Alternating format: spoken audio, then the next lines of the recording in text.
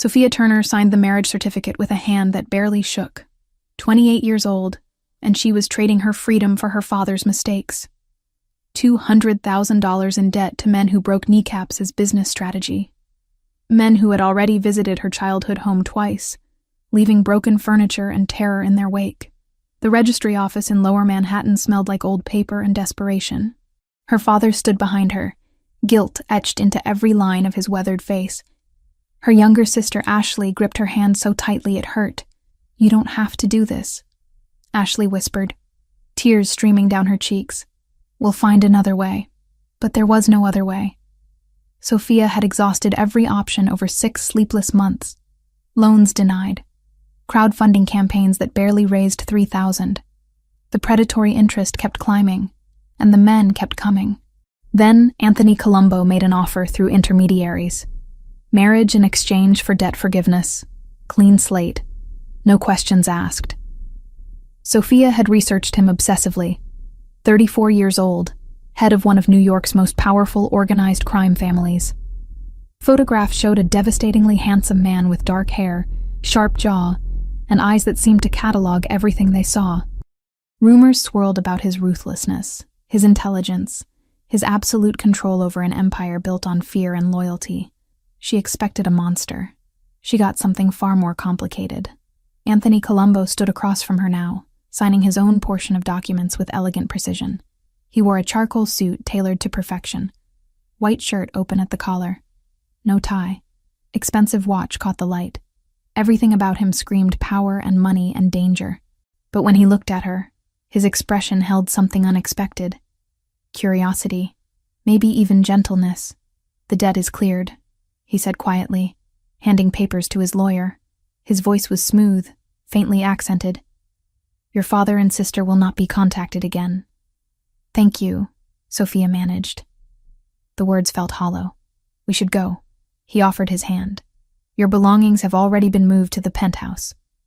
Sophia's stomach dropped. She had known this moment was coming, but facing it felt surreal. She hugged Ashley fiercely, whispered promises to call, to visit, to somehow make this bearable. Her father couldn't meet her eyes. The shame was eating him alive. The drive to Anthony's penthouse passed in silence. Sophia stared out the window of the black car, watching her old life disappear behind tinted glass. The driver never spoke. The city blurred past. The penthouse occupied the entire top floor of a midtown tower. Floor-to-ceiling windows overlooked Central Park. Marble floors reflected soft lighting. Modern furniture in blacks and grays filled spaces that felt both luxurious and oddly impersonal. "Your room is down that hallway," Anthony said, gesturing left. "Master suite is opposite direction. You have complete privacy." Sophia blinked. "Separate rooms? This is a business arrangement." His dark eyes held hers. "I will not touch you without invitation. You are safe here." Something loosened in her chest. She had prepared herself for so much worse. "The kitchen is fully stocked. Housekeeper comes Mondays and Thursdays. If you need anything, ask." He pulled a phone from his pocket, typed quickly, then showed her the screen. "My personal number. Use it." "Okay." Her voice came out smaller than intended. He studied her for a long moment. "You look exhausted. Rest. We can discuss details tomorrow." Sophia retreated to her room, found her belongings neatly unpacked in a space 3 times the size of her old apartment. Luxury sheets. Enormous bathroom. Closet bigger than her childhood bedroom. She sat on the edge of the bed and cried silently into her hands. The first month passed in careful distance. Anthony left early for meetings, returned late. They saw each other mostly at breakfast, where he read newspapers in Italian, and she picked at food she barely tasted. He never demanded anything, never invaded her space, never made her feel like property. Slowly, the fear began to fade, replaced by something stranger, curiosity. One evening, she found him in the living room watching an old Italian film. Black and white images flickered across a massive screen. "Do you mind if I watch?" she asked from the doorway. He glanced up, surprise crossing his features. "Please." She sat on the opposite end of the long sofa. The film had subtitles. A love story set in post-war Rome. Beautiful cinematography and tragic romance. My grandmother loved this film, Anthony said during a quiet scene. She made me watch it dozens of times as a child. It's beautiful, Sophia admitted. She raised me after my mother died. His voice softened with memory. Taught me that strength and gentleness are not opposites. Sophia looked at him properly for the first time in weeks. Saw past the intimidating exterior to something more human underneath.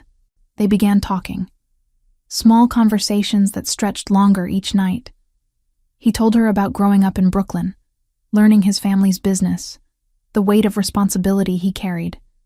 She told him about her childhood in upstate New York, her dreams of becoming a teacher, the betrayal she felt toward her father's gambling addiction. You are angry with him, Anthony observed one night over dinner he had cooked himself, pasta carbonara made from scratch. He destroyed our lives, Sophia said bitterly. Ashley had to drop out of college. We lost the house. And I'm here because he couldn't stop throwing money at card tables. Addiction is a disease. Anthony's tone held no judgment. It does not excuse his actions, but perhaps understanding helps with forgiveness. Do you forgive easily? His expression darkened. No, but I am learning. The second month brought unexpected comfort.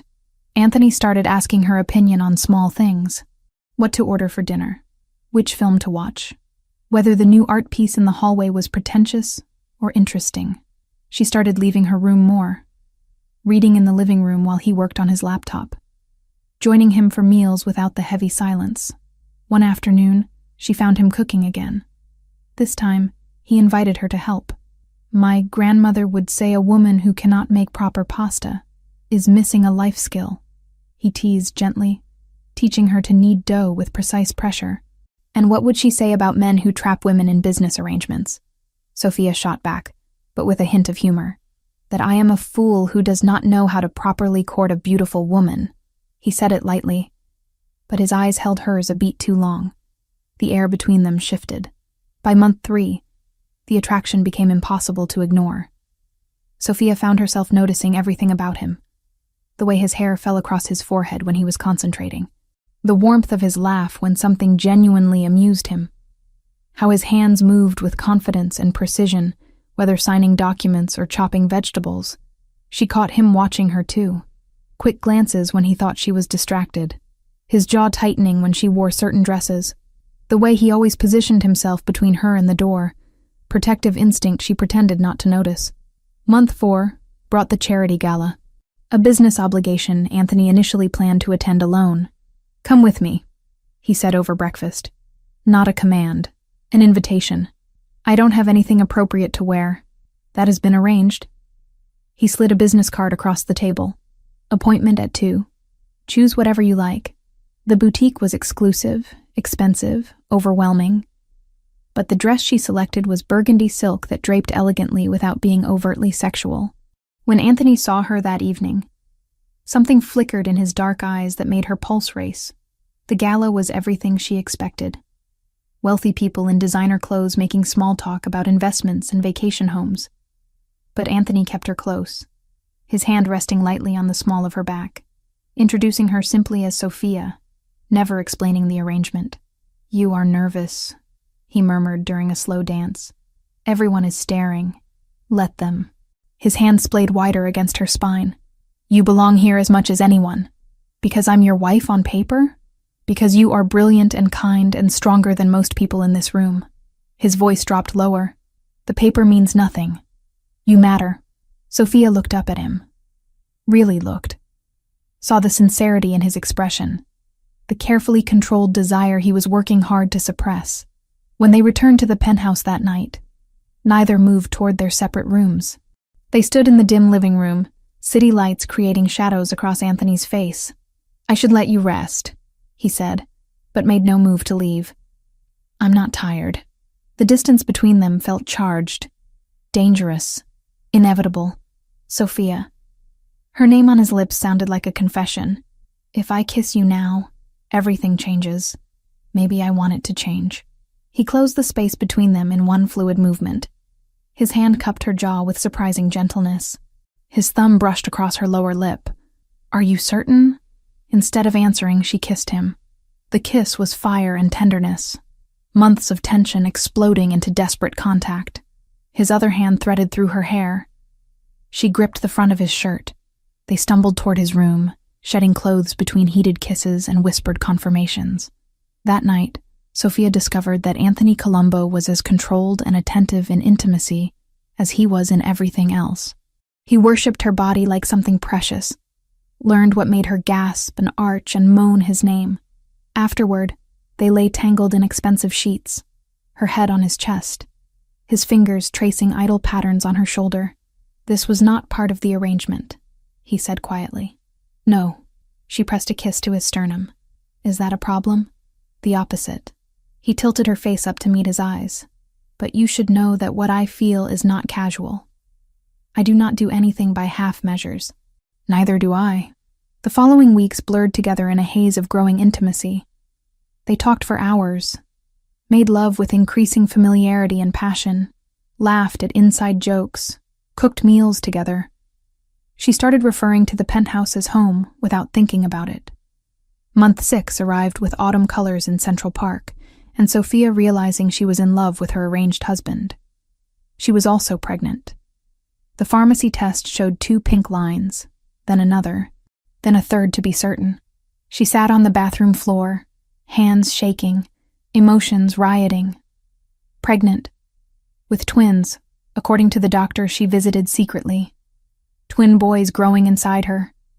Still early enough to hide, but real enough to make her knees go weak. She planned to tell Anthony that evening. Imagined his reaction. Maybe surprise, but hopefully joy. They could be a real family. Turn this arrangement into something genuine and permanent. She returned to the penthouse humming softly, hands unconsciously resting on the faint swell she could still hide beneath her clothes. Then she heard voices from downstairs. Anthony's office was usually off-limits, but the door stood ajar. She moved closer, intending to announce her presence. "Please," a man's voice begged, thick with terror. "I have family. Kids, please. You stole from me." Anthony's voice was cold, unrecognizable. "You knew the consequences. I'll pay it back. Every dollar. I swear on my children's lives. Your children will learn what happens when men break their word." The sound that followed made Sophia's blood turn to ice. A gunshot, muffled but unmistakable. Then another. She clapped a hand over her mouth to stifle her gasp. Pressed herself against the hallway wall, heart hammering violently. Through the cracked door, she saw Anthony, suit jacket removed, white shirt now stained with dark spots, gun held loosely in one hand. His expression was utterly calm as he looked down at whatever lay on the floor beyond her line of sight. "Clean this up," he said to someone else in the room. "Make sure his family gets the message." Sophia backed away slowly, made it to her room, locked the door with trembling hands.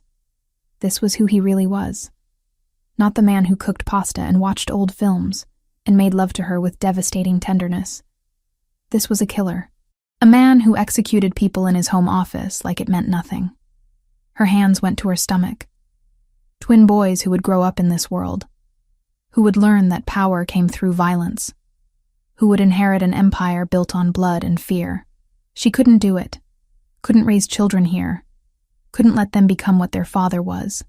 Sophia packed a single bag with shaking hands, took the cash she had been quietly saving from the household funds, left her phone behind because she knew it could be traced. At 3 a.m, while Anthony slept, she wrote a letter with tears blurring her vision. "I cannot raise our children in a world of death. Forgive me. Sophia." She left it on her pillow and walked out of the penthouse into the cold October night. The bus station was nearly empty. She bought a ticket to Portland, Oregon, as far from New York as she could get while staying in the continental United States.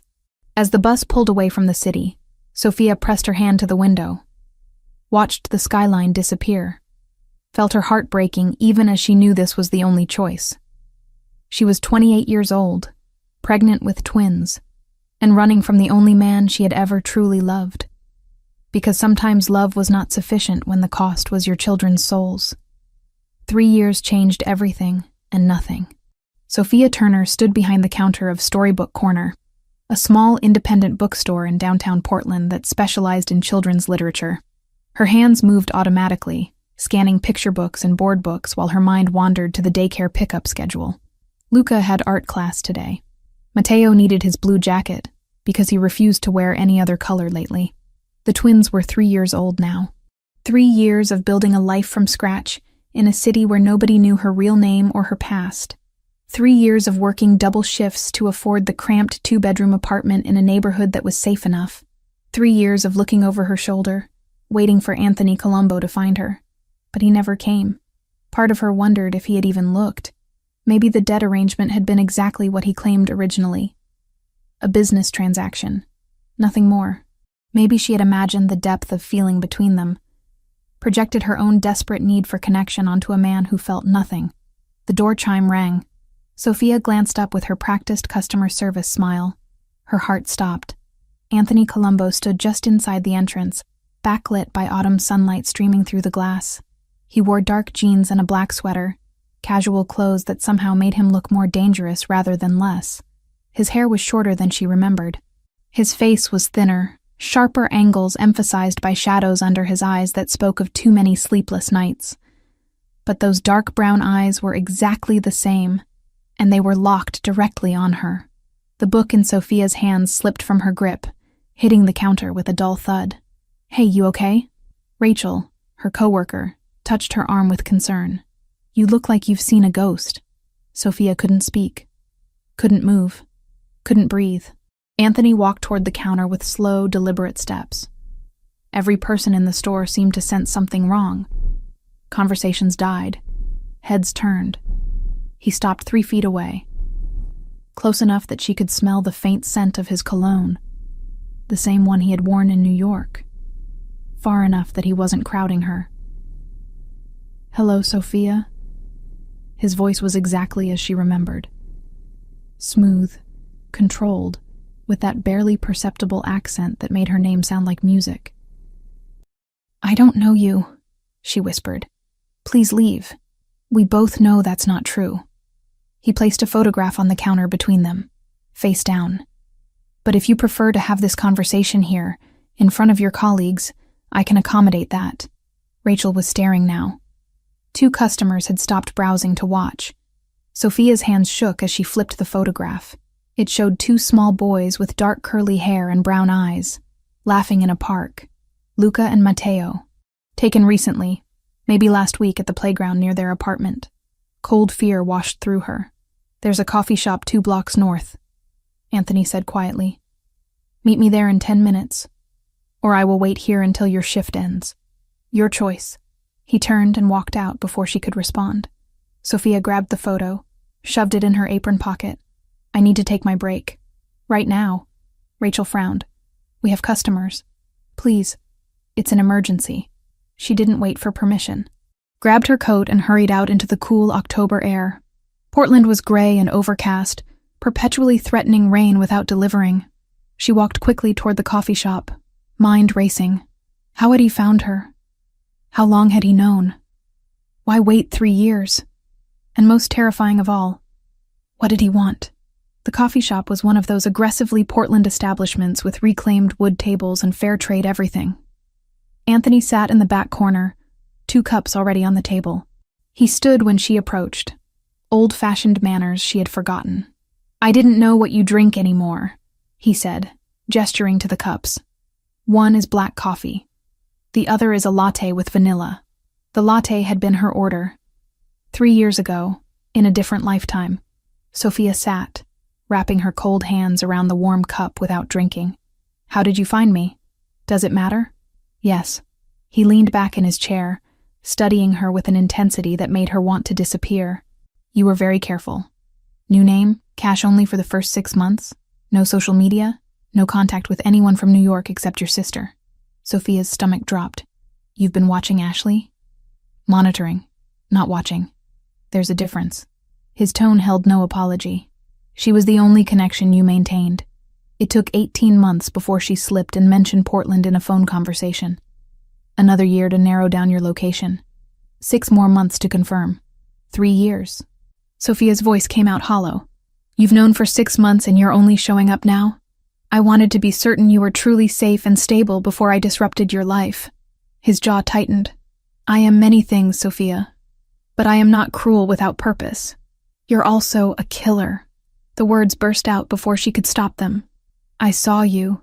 That night. The man in your office. I know. Anthony's expression didn't change. I found your letter. Read it approximately 1,000 times trying to understand.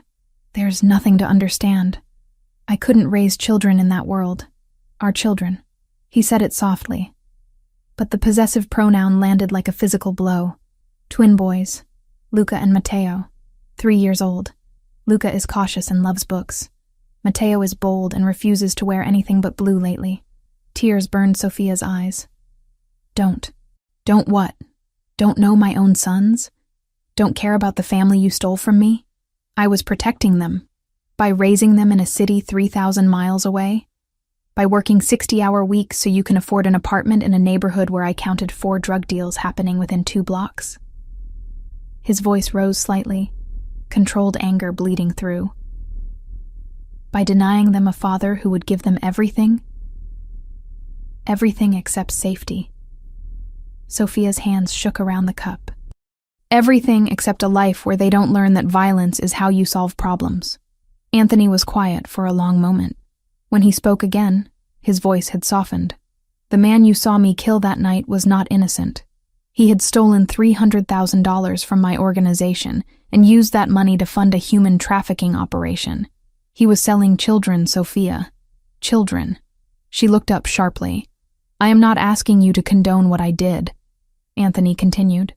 I am asking you to understand that my world is not black and white. I have done terrible things. I will likely do terrible things again. But I have also protected people who had no other protection. I have stopped monsters who operated in shadows. And I have spent 3 years transforming my business so that my sons will inherit something cleaner than what I received. What are you talking about? He pulled out his phone, slid it across the table. The screen showed financial documents, legal filings, business registrations. I have divested from every illegal operation, sold territories to rivals, moved all assets into legitimate real estate and restaurant investments. I still have connections.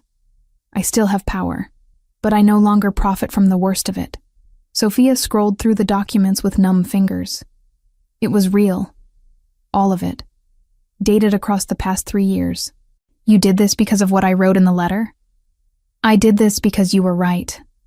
Anthony's voice roughened with emotion. I did this because the woman I love told me she couldn't raise our children in my world. So I changed my world. The confession hung in the air between them. Anthony, I am not asking you to forgive me immediately, he interrupted. I am not asking you to come back to New York or resume our marriage. I am only asking for one thing. What? His dark eyes held hers with devastating honesty. Let me meet my sons. Sophia's breath caught. She had prepared for threats, for legal action, for him to take the boys by force. Not this quiet plea. I don't know, she whispered. I have respected your wishes for 3 years, Anthony said. I have stayed away even though every instinct demanded I come immediately. I have transformed everything about my life to be worthy of the family you took from me. Now I am asking you to give me a chance. Not as your husband, as their father. Before Sophia could respond, her phone alarm buzzed. Daycare pickup in 20 minutes. Anthony noticed her glance at the screen. You need to get the boys. Yes. May I come? No. Absolutely not. Sophia. He reached across the table, stopping just short of touching her hand. I am going to be part of their lives. We can do this cooperatively, or we can do this through lawyers and courts. I prefer cooperation. Is that a threat? It is reality. His expression was calm, but implacable. I will see my sons today, with your permission or without it. Sophia stood abruptly, chair scraping against the floor. You can't just show up after 3 years and demand access. I am not demanding. I am requesting. There is a difference. Anthony stood as well. But make no mistake. I found you once. I know where you work, where you live, where the boys attend daycare. I know Luca's favorite book and Matteo's obsession with fire trucks. I know everything because I have been watching from a distance, respecting your space, waiting for the right moment. This is insane. This is fatherhood. His voice dropped lower. Go get our sons, Sophia. I will be waiting in the parking lot. And when you see me, when you see how they react to me, you will understand that biology is not the only connection we share." Sophia grabbed her coat and fled the coffee shop. Her mind spun as she drove across town to Little Sprout's daycare. What was she going to do? How could she explain this to 3-year-old boys who didn't know they had a father? She pulled into the familiar parking lot 15 minutes later, and her heart sank. Anthony's black SUV was already there, parked near the entrance. He leaned against it, arms crossed, waiting exactly as he had promised. Sophia parked as far away as possible, walked quickly toward the building entrance. Anthony didn't approach, just watched. Inside, the daycare smelled like paint and graham crackers. Luca and Matteo were in the art room, covered in finger paint and pure joy. Her heart squeezed at the sight of them. 3 years of raising them alone. 3 years of being everything they needed. "Mama!" Matteo spotted her first, running over with blue paint-covered hands. Luca followed more slowly, carrying a paper with careful crayon drawings. "Look what I made," Luca said shyly, holding up his artwork. Sophia knelt down, hugging them both despite the paint. "It's beautiful, baby. Both of you did such good work." They collected backpacks and jackets, Matteo chattering about snack time while Luca remained quiet and observant as always. Sophia's hands shook as she signed them out. The moment they stepped outside, Luca froze. "Mama," he whispered, pressing against her leg. "Who's that man?" Matteo, bold as always, stared openly at Anthony. "He's really tall." Anthony straightened from where he leaned against the SUV. Even from 30 feet away, Sophia could see the naked emotion on his face. Wonder, pain, desperate love for 2 boys he had never been allowed to touch. He didn't approach, didn't move at all, just looked at them with an expression that broke something inside Sophia's chest. Because she recognized that look. It was the same one she wore every morning when she checked on them sleeping. The same fierce protective love that had driven her to run in the first place. "Come on," Sophia said, guiding the boys toward her car. "Let's go home." "Is he coming too?" Matteo asked loudly. "No, sweetheart." But as Sophia buckled them into car seats, Anthony moved. Not toward them. Toward her. He stopped an arm's length away, close enough to speak quietly without the boys hearing. "They have my eyes," he said, voice rough with unshed tears. "I know. Luca looks exactly like I did at that age. Matteo has my mother's stubborn chin." Sophia's vision blurred. "Please don't make this harder. I need you to hear something." Anthony stepped closer, his presence overwhelming in the small parking lot. "No more running, Sophia.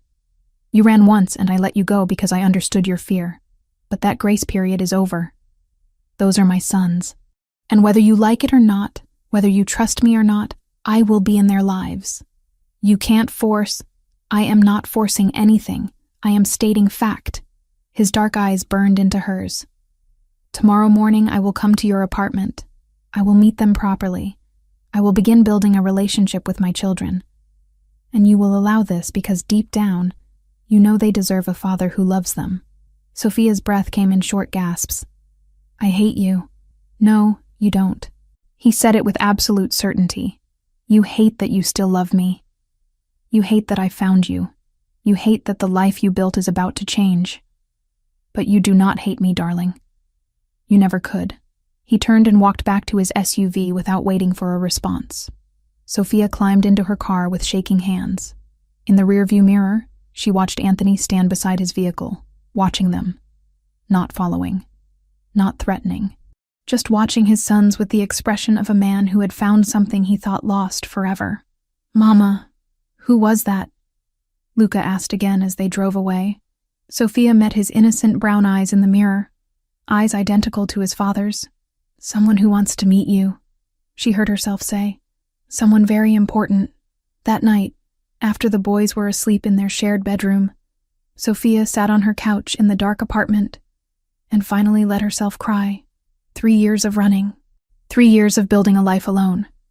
3 years of telling herself she had made the right choice.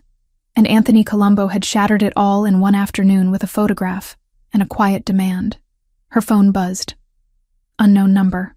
"Tomorrow, 10 in the morning. I will bring breakfast. Tell the boys whatever you think is appropriate. But this conversation is happening. Sophia stared at the message.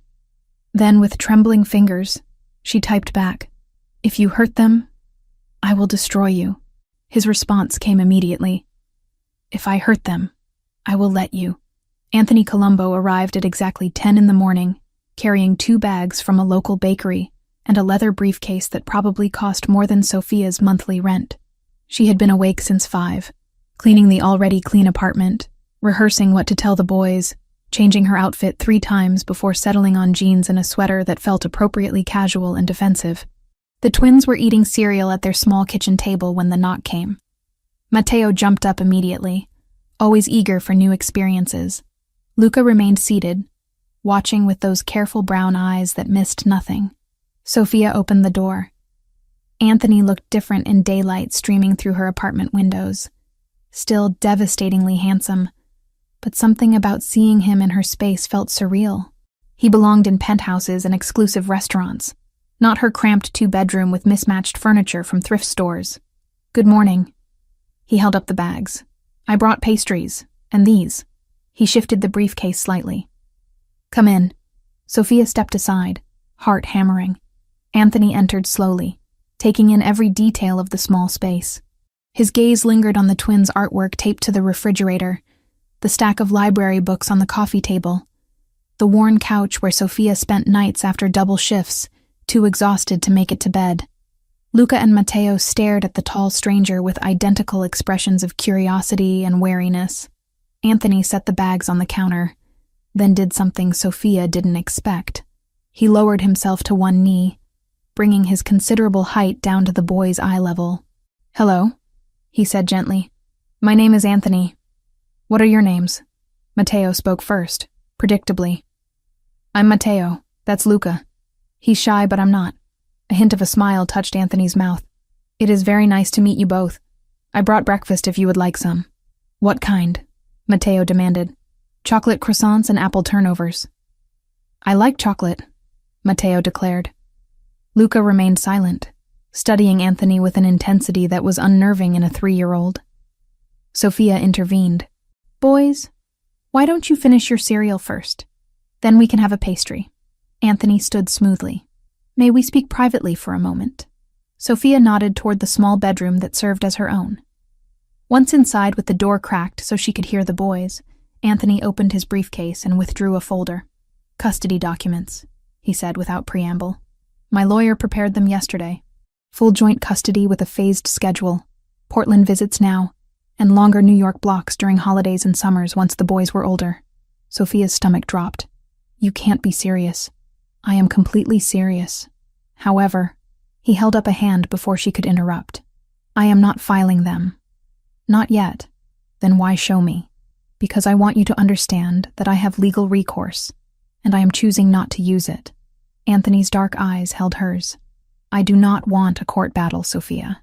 I do not want to traumatize our sons with lawyers and custody evaluators.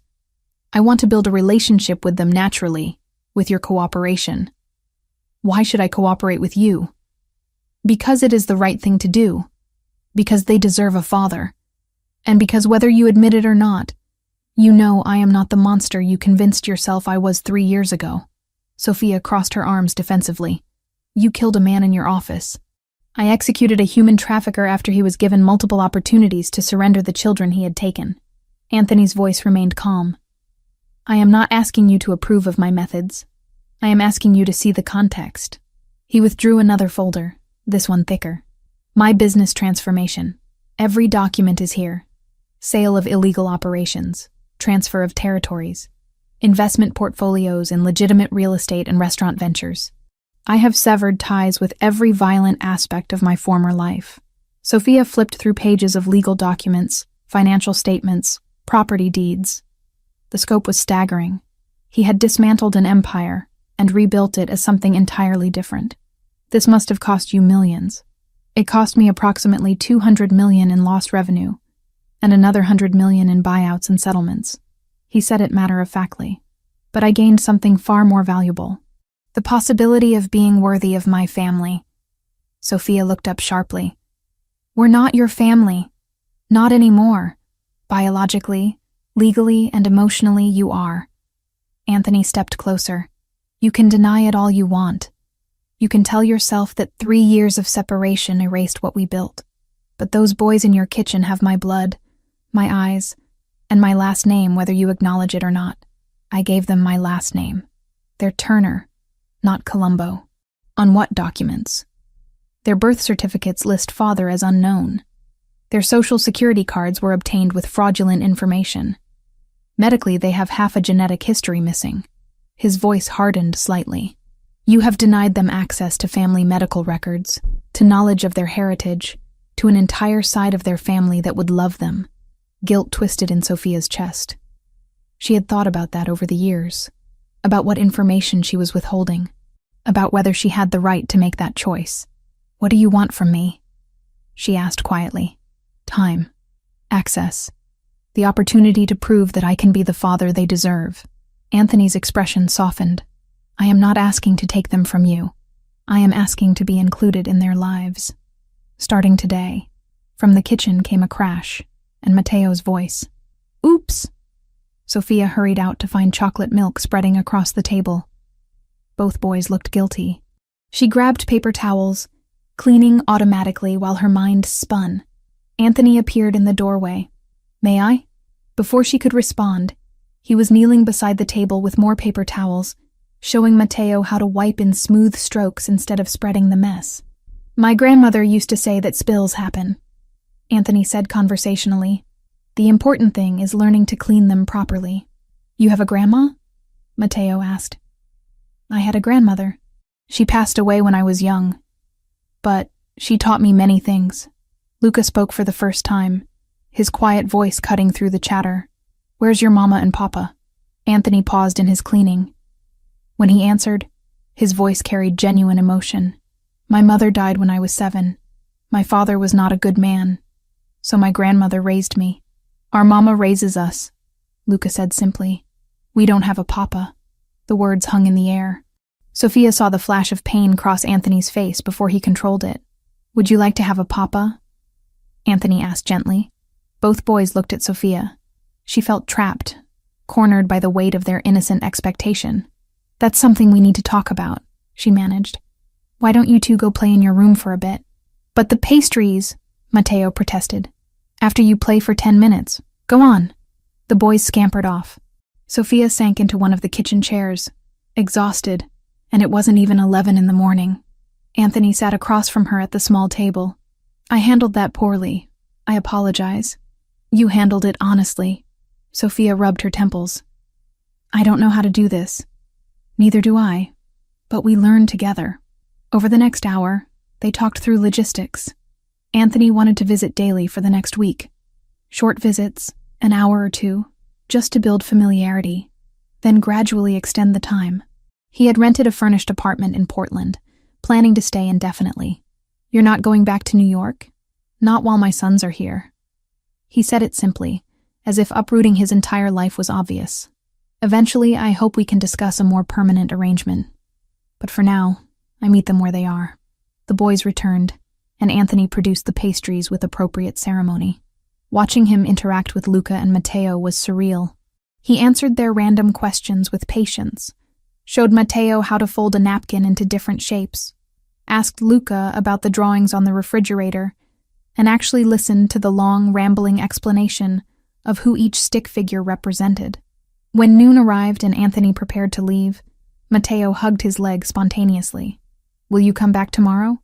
Anthony looked at Sophia, asking permission silently. She nodded, defeated and relieved simultaneously. Yes. Tomorrow I will come back. We can read books if you would like. I like books, Mateo declared. Luca remained quiet, but watched Anthony with less wariness than before.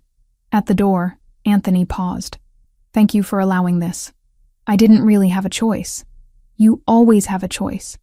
You chose to let me in rather than fight. That matters.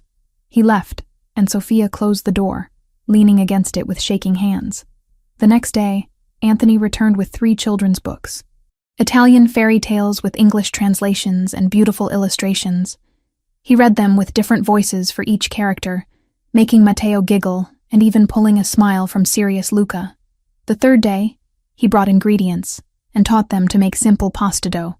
Flour ended up everywhere, but the boys were delighted by the squishy texture and the way Anthony showed them to press their handprints into the flattened dough. By the fourth day, Matteo ran to the door when the knock came. "Anthony's here." Sophia watched from the kitchen as the man she had fled from 3 years ago sat cross-legged on her living room floor, building block towers with their sons. He wore jeans and a casual shirt, hair slightly mussed, laughing when Matteo deliberately knocked the tower down. The domesticity of it was disorienting. This was not the man she had seen execute someone. This was not the feared mafia boss who controlled empires. This was just a father, learning his children, making up for lost time with desperate focus. On the 5th evening, after the boys were in bed, Anthony lingered by the door. "There is something you should know," he said quietly. "About your family." Sophia tensed. "What about them?" "I have been supporting them financially for the past 3 years." He said it without defensiveness. "Your father's auto repair shop was struggling. I bought the building, reduced his rent to sustainable levels, and directed business his way through my connections. Your sister Ashley received a scholarship to finish her degree. I established it through a shell corporation." Sophia stared at him. "You've been manipulating my family? I have been caring for the people you love because you could not be there to do it yourself." His tone sharpened slightly. "Your father is healthy and stable. Ashley graduated with honors, and now works as a teacher in Syracuse. They have financial security they would not have otherwise. You had no right. I had every right. They are my family too, whether you acknowledge it or not. Your father's debt was the catalyst for our marriage. I ensured he would never struggle with debt again. Your sister's education was interrupted because of family financial crisis. I ensured she could complete it." Sophia's hands shook with conflicting emotions. Anger that he had interfered, gratitude that her family was safe, resentment that he had given them what she could not. "Did they know?" she asked. "Did they know the money came from you?" "No. Everything was arranged through intermediaries and legitimate channels." Anthony's eyes held hers. "I did not do this for recognition. I did it because I knew you worried about them. I could not give you peace directly, so I gave it indirectly." Something cracked in Sophia's carefully maintained defenses. For 3 years, she had carried guilt about leaving her family without support, about choosing to protect her unborn children over staying close to her father and sister. And all that time, Anthony had been quietly ensuring they were cared for. "Why?" The word came out broken. "Because I love you." He said it simply, devastatingly. "Because even when you ran, even when you took my children and disappeared, I never stopped loving you. I was angry. I was hurt. But I never stopped wanting you safe and happy. And I knew you could not be happy if your family suffered." Tears burned Sophia's eyes. "You can't just say things like that. Why not?" "It is true." Anthony reached out slowly, giving her time to pull away. When she didn't, his hand cupped her cheek with heartbreaking gentleness. "I have made many mistakes, Sophia. I have hurt people. I have done things I cannot undo. But loving you was never a mistake. Loving our sons is not a mistake. And I will spend however long it takes proving that I can be what you need." His thumb brushed away a tear that escaped. The touch was familiar and foreign all at once. 3 years since he had touched her. 3 years since she had let anyone this close. "I don't know if I can trust you again," she whispered. "Then I will earn it back, day by day, visit by visit." His dark eyes were sincere. "I am not going anywhere, darling. Not this time." The moment stretched between them, heavy with history and possibility. Then Luca called out from the bedroom, breaking the spell. Sophia stepped back, wiping her eyes. "I should check on him." "Of course." Anthony moved toward the door. "Same time tomorrow?" "Yes." He paused at the threshold. "They are wonderful boys, Sophia. You have done an incredible job raising them alone. I hope someday you will let me help carry that weight." After he left, Sophia stood in her quiet living room surrounded by evidence of his presence. Italian books on the coffee table. Flour still dusting the kitchen counter. The faint scent of his cologne lingering in the air. And for the first time in 3 years, She wondered if running had been the right choice after all. The photograph arrived on a Tuesday morning, slipped under Sophia's apartment door while she was making breakfast. Plain white envelope with no markings. Inside, a single picture of Luca and Matteo at Little Sprouts daycare, taken through the fence during outdoor playtime. The angle suggested someone standing across the street with a telephoto lens. Sophia's hands trembled as she turned the photo over. 3 words written in block letters. Beautiful boys. Fragile. Her stomach twisted violently. She shoved the photo into her purse before the twins could see, forcing brightness into her voice as she served their oatmeal. "Mama, you okay?" Luca asked with his unsettling perceptiveness. "Fine, baby. Just thinking about work." But she was not fine. Someone was watching her children. Someone wanted her to know they were watching. The rational thing would be to call Anthony immediately. He had given her his number, told her to reach out if anything felt wrong. And if someone was testing her, a sudden swarm of Anthony's security around the daycare would only confirm the twins were the pressure point. But Sophia had spent 3 years being self-sufficient. 3 years proving she could handle everything alone. Calling him felt like admitting defeat, like confirming she needed him. Besides, it was probably nothing. Maybe a photographer doing a project. Maybe someone with the wrong apartment. Portland was weird enough that random unsettling things happened without sinister explanation. Still, the note was deliberate enough to keep her scanning every face. She dropped the boys at daycare, scanning the street for unfamiliar vehicles or people. Everything looked normal. Parents hurrying to drop off kids before work. Traffic moving steadily. Gray Portland sky threatening rain that would probably hold off until evening. At the bookstore, Sophia threw herself into work, restocking shelves, helping customers, processing orders, anything to avoid thinking about the photograph burning a hole in her purse. The second message arrived via text that afternoon. Unknown number. Your sons laugh like their father. Matteo is louder. Luca is more careful. Just like Anthony. Sophia nearly dropped her phone. Whoever sent this knew about Anthony. Knew the connection. This was not random. Her fingers hovered over Anthony's contact. But what would she say? That someone sent creepy messages? He would overreact, mobilize his entire security apparatus, turn her quiet life into a circus of bodyguards and surveillance. She could handle this. She could move again if necessary. Change cities, change names, start over somewhere else. Wyoming, maybe. Montana. Somewhere small and remote, where people from Anthony's world would never think to look. That night, after tucking the boys into bed, Sophia researched rural towns with good schools and low costs of living, made lists of places she could work remotely, jobs that did not require extensive background checks, started mentally calculating how much money she needed to save before running again. The third photograph arrived Thursday morning. This time, it showed Sophia herself leaving Storybook Corner at closing time. Taken from inside a parked car, she could see the reflection of the photographer in the bookstore window. A man in a dark jacket, face obscured by the camera. The message on the back. We know where you live. We know your routine. We could reach them anytime. Terror flooded through her so completely that Sophia had to sit down on her apartment floor to breathe. This was real. This was targeted. Someone was threatening her children, and she could not handle it alone. But still, she hesitated. Anthony was supposed to visit at 10. She would tell him then. In person, where she could control the conversation and set boundaries about his response. Except Friday morning brought something worse. Sophia woke at 6 to use the bathroom. Stepping into the hallway, she noticed something by the front door. An envelope, larger than the previous ones. It must have been slid under the door during the night while they all slept. With shaking hands, she opened it. The photograph showed Luca and Matteo asleep in their bedroom, taken from outside their window, through the gap in the curtains. Sophia always left open, because Luca was afraid of complete darkness.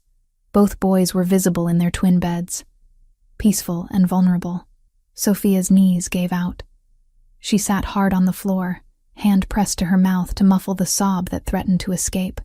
Someone had been outside their apartment in the middle of the night, had stood at her son's bedroom window, had photographed them sleeping. The note was longer this time. You took something precious from Anthony Colombo. He will understand what it feels like when we take something precious from him, unless arrangements can be made. Instructions coming soon. Sophia grabbed her phone with trembling fingers and called Anthony. He answered on the first ring, voice alert despite the early hour. Sophia? What happened? Someone's been watching us. The words tumbled out. Sending photographs. They were outside the boys' window last night. They took pictures of them sleeping. Anthony, I need help. I need you to protect them. I am on my way. Do not leave the apartment. Do not open the door for anyone except me. His voice was ice and fury. Keep the boys inside. I will be there in 8 minutes. He arrived in 6. Sophia opened the door to find him flanked by 2 large men in dark suits. Anthony's expression was controlled rage, the kind of dangerous calm that preceded violence. Show me everything. Sophia handed him the 3 photographs and her phone with the text messages. He examined each one with clinical precision, jaw tightening with each image. When he reached the photo of the sleeping boys, something dark and murderous crossed his face. Dmitri, he said quietly to one of the men. Russian? The man nodded. Text syntax matches Bratva patterns. Surveillance quality suggests professional operation. Anthony pulled out his phone, typed rapidly. I am mobilizing a security team. 2 men outside this building immediately. 2 more at the daycare. Full surveillance review of the neighborhood to identify the photographer's vehicle and location. Wait. Sophia stepped forward. I don't want armed guards following my children around. That will terrify them. They will be discreet. Anthony's eyes met hers, but non-negotiable. Someone is actively threatening our sons. That ends now. Who would do this? People who want to hurt me by targeting what I love. He said it matter-of-factly, as if discussing weather. I have enemies, Sophia. I thought by leaving that world behind, I removed the target from my family. I was wrong. One of the guards spoke quietly into an earpiece, then addressed Anthony. Boss, we have a hit on the vehicle. Black sedan, Oregon plates, registered to a rental company. Rented 3 days ago by someone using a fake ID. Find it, and find who is driving it. The man nodded and left. Anthony turned back to Sophia. I need you to pack bags for yourself and the boys. Enough for 2 weeks.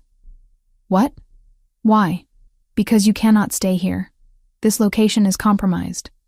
I have a secure property in the Cascade Mountains, 2 hours from Portland. We leave today. Sophia's first instinct was to argue, to refuse, to maintain her independence. But looking at the photograph of her sleeping children, she knew pride was a luxury she could not afford. Okay. The word came out small. Okay, we'll go. Thank you for helping us. Anthony's expression softened slightly. You do not need to thank me for protecting my family. This is what fathers do. The boys woke up confused by the sudden activity. Sophia explained they were going on a surprise trip to a cabin in the mountains. Matteo was excited. Luca watched Anthony and the unfamiliar men with wary eyes. Is this because of the bad people? Luca asked quietly, while Sophia packed his clothes. Her blood went cold. What bad people, baby? The man by our window 2 nights ago. I saw him, but I was scared to get up. Sophia pulled Luca close, heart hammering. You saw him? Why didn't you tell me? I thought maybe I dreamed it. His small voice was uncertain, but then he was there again last night. Anthony appeared in the doorway, having heard everything. He knelt beside Luca with careful gentleness. You are a very brave boy to tell us this, and very smart to remember details. The bad people will not be able to find you where we are going, I promise. Are you going to stop them? Luca asked. Yes. Anthony's voice carried absolute certainty. I am going to make sure they never scare you or your brother again. Within an hour, they were packed into Anthony's SUV. Sophia sat in the back between the boys' car seats while Anthony drove. 2 additional vehicles followed, carrying his security team. As Portland disappeared behind them and the landscape shifted to dense forests and mountain roads, Sophia finally allowed herself to acknowledge what she had been denying. Running had solved nothing. 3 years of hiding, of building a new life, of trying to protect her sons alone. And the moment someone truly dangerous targeted them, she had been powerless. Anthony glanced at her in the rearview mirror. You are thinking very loudly. I was wrong. The admission hurt. I thought if I took them far enough away, changed our names, started over, we would be safe.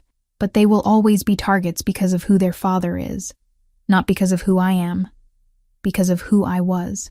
His hands tightened on the steering wheel. The enemies I made before I met you do not care that I have changed. They only care about leverage. So what do? We neutralize the threat permanently. And we do it together. Not with you trying to handle everything alone because you are too stubborn to ask for help. Sophia flinched at the accuracy. I'm used to taking care of things myself. I know. It is one of the things I love about you. Your strength, your independence, your fierce protection of our sons. Anthony's eyes met hers in the mirror. But strength is also knowing when to accept help. Pride is not worth our children's safety. He was right. She hated that he was right, but he was. I'm sorry, Sophia said quietly. I should have called you the moment I got the first photograph. I just didn't want to need you. Needing someone is not weakness. It is trust. His voice softened. And I know I have not given you much reason to trust me. But I am asking you to try. For Luca and Matteo. If not for yourself.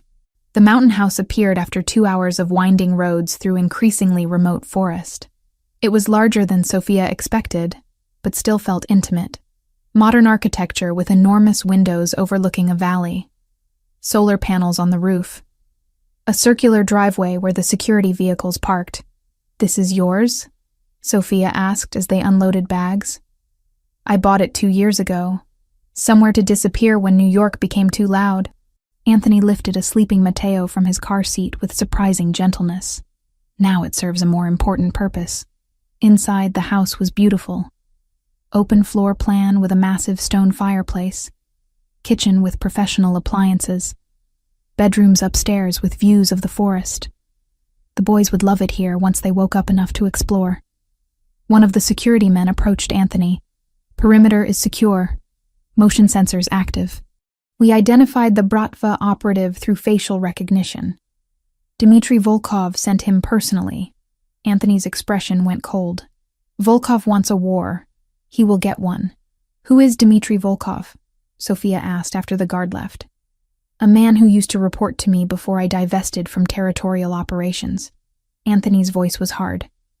When I sold my interests and left that world, other families moved to fill the power vacuum.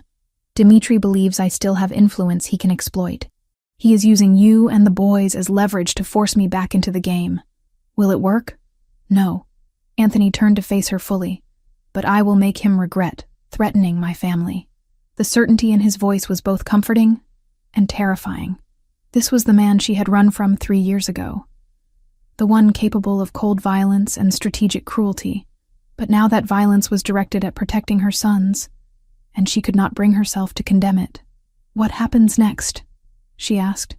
Next, I make arrangements with Dmitry. He wants something. I will give him something, but not what he expects. Anthony moved closer. And you stay here with Luca and Matteo where nothing can touch you. The security team will handle everything. You just focus on keeping the boys calm and safe.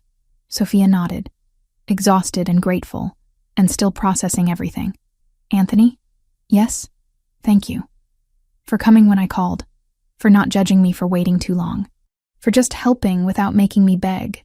He stepped close enough that she could feel the warmth of him. I told you before. You do not beg. You do not grovel. You are the mother of my children and the woman I love. Protecting you is not a favor. It is who I am. That night, after settling the boys into the upstairs bedroom they would share, Sophia stood at the enormous windows watching darkness settle over the mountains. Anthony joined her, 2 glasses of wine in hand. To survival, he said, offering 1 glass. To family, Sophia countered. They drank in comfortable silence, and for the first time since the photographs started arriving, Sophia felt something close to safe. The mountain house settled into an unexpected rhythm over the first 3 days. Security remained outside, barely visible shadows patrolling the perimeter. Inside, it was just the 4 of them. No housekeepers, no staff, no interruptions from the outside world. Sophia woke the first morning to sounds from downstairs. Coffee brewing. something sizzling in a pan. She pulled on a sweater and found Anthony in the kitchen, barefoot in jeans and a t-shirt, cooking breakfast while both boys sat at the counter watching with rapt attention. "And this is how you know the eggs are ready," Anthony was explaining to Matteo. "See how the edges turn white but the center is still soft? That is perfect. I want to try." Matteo bounced on his stool. "Tomorrow you can help crack the eggs. Today you observe and learn." Luca noticed Sophia first. "Mama, Anthony is making food." "I can see that." She moved into the kitchen, struck by the domesticity of the scene. "I didn't know you cooked." My grandmother insisted. She said a man who cannot feed himself is not truly independent. Anthony plated scrambled eggs with fresh herbs, sliced tomatoes, and crusty bread he must have brought from Portland. "I hope you are hungry." They ate together at the large dining table. Morning light streamed through floor-to-ceiling windows, illuminating the forest beyond. Matteo chattered about everything he could see outside. Luca ate quietly, occasionally stealing glances at Anthony like he was solving a puzzle. After breakfast, Anthony suggested they make fresh pasta for dinner. Sophia started to decline, thinking about the mess, but he was already pulling out ingredients, and both boys were vibrating with excitement. "Cooking is about more than food," Anthony said, measuring flour into a large bowl. "It is about patience, precision, and tradition. My grandmother taught me when I was younger than you two." "What was her name?" Luca asked. "Rosa. She had hands that always smelled like basil, and a voice that could make you confess anything." Anthony's expression softened with memory. "She came from Sicily with nothing but recipes and determination." "Where's Sicily?" Matteo demanded. "An island in Italy. Very beautiful. Maybe someday I will take you there." Sophia watched Anthony guide small hands through the process of mixing flour and eggs, kneading dough until it reached the right consistency. He was patient when Matteo got distracted, encouraging when Luca hesitated, afraid of making mistakes. "There is no wrong way to learn," Anthony told Luca gently. "Only practice that makes you better." By the time they finished, the kitchen was dusted with flour and everyone was laughing. The dough rested under a cloth while Anthony cleaned up, refusing Sophia's help. "You have done everything alone for 3 years, he said when she protested. "Let me do this." That afternoon, Matteo threw a spectacular tantrum when Sophia said he could not have a third cookie. He screamed, threw himself on the floor, kicked his feet with impressive fury. Sophia felt her patience fraying. 3 years of single parenting meant she had strategies for tantrums, but exhaustion made everything harder. She started to intervene when Anthony knelt beside Matteo. "I understand you are angry," he said calmly. "Anger is acceptable. Throwing yourself on the floor is not." "I want cookies," Matteo wailed. "I know. And sometimes we want things we cannot have. That is part of learning self-control." Anthony's voice remained steady. "When you are ready to use words instead of screaming, we can talk about having a cookie after dinner." Matteo cried harder for another minute, then slowly wound down. Anthony waited patiently beside him, not forcing anything. When Matteo finally sat up, red-faced and sniffling, Anthony offered him a tissue. "Better?" Matteo nodded miserably. "Good. Now, would you like to help me build that puzzle we saw in the living room?" The transformation was immediate. Matteo scrambled up, tantrum forgotten, racing toward the puzzle. Anthony caught Sophia's eye and shrugged. "My grandmother always said children need firmness and understanding in equal measure." "Oh, your grandmother sounds wise."